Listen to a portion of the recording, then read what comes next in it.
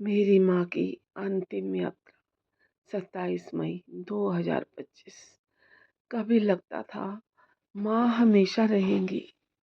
हर सुबह की शुरुआत उनकी आवाज़ से होती थी। कम से कम दिन में 10 बार फ़ोन आते थे उनके। कहाँ है, क्या कर रही है। अब किसी का फ़ोन नहीं है, एकदम साइलेंट है फ़ोन।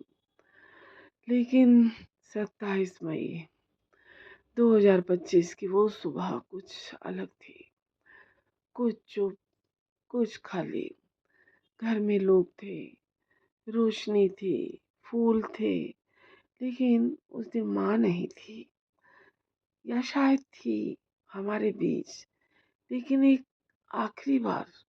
माँ जो हमेशा हमें जिंदगी देती रही, आज खुद जिंदगी से विदा ले रही थी। हम सब ने उन्हें फूलों से सजाया। बच्चों ने उनके आसपास गुब्बारे रखे, जैसे कोई जश्न हो।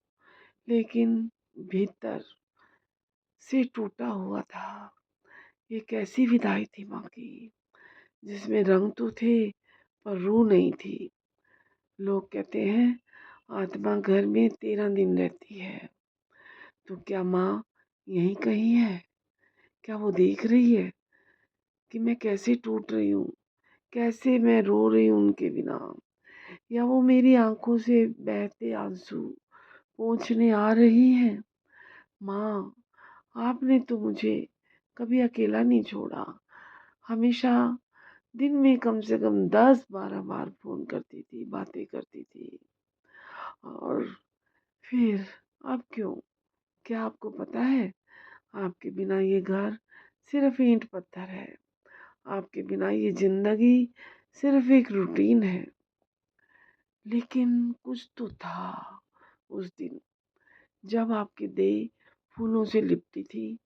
एक ठंडी हवा का झोंका आया और मेरे कान में फुसफुसाया, मैं यहीं हूँ, बस अब नज़र नहीं आती। माँ, मैं काँप सी गई। क्या वो आप थी? क्या आपकी आत्मा मुझे अलविदा कहने आई थी?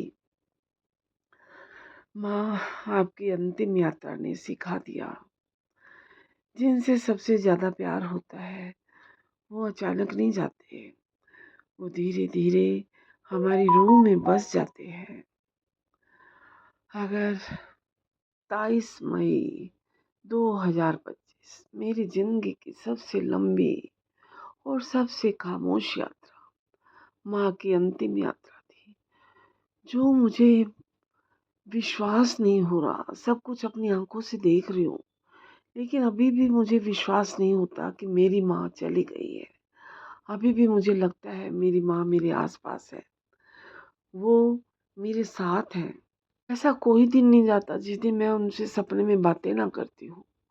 हर रोज बात करती हूँ मैं अपनी माँ से, लेकिन क्या करूँ? मुझे विश्वास नहीं हो रहा कि मेरी माँ चली गई है। क्या आत्मा सच में घर में रहती है? क्या उस दिन जो महसूस किया मैंने वो माँ थी, या ये मेरा वहम था? मेरी माँ गुब्बारों के बीच, फूलों के नीचे, एक रूह ने शायद आखिरी बार मुझे छुआ। मेरी माँ। इतने लोग हैं लेकिन तब भी घर खाली लग रहा है।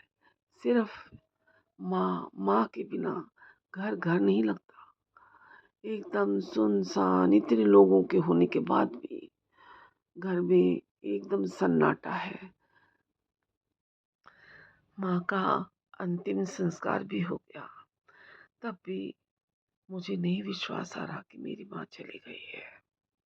अभी भी मुझे लग रहा है कि मेरी माँ है। एकदम सन्नाटा है। लगता नहीं कि वो हमें छोड़कर चली गई है। गरुड़ पुराण में कहते हैं कि 13 दिन तक आत्मा घर में रहती है। तो अब 13 दिन तक मेरी माँ हमारे साथ रहेंगी। माँ माँ होती है, माँ की जगह कोई नहीं ले सकता। माँ सबकी जगह ले सकती है, लेकिन माँ की दुनिया में किसी से तुलना नहीं है। इसलिए अगर आप लोगों की माँ है तो आप बहुत किस्मत वाले हैं। माँ की इज्जत कीजिए, माँ को प्यार कीजिए।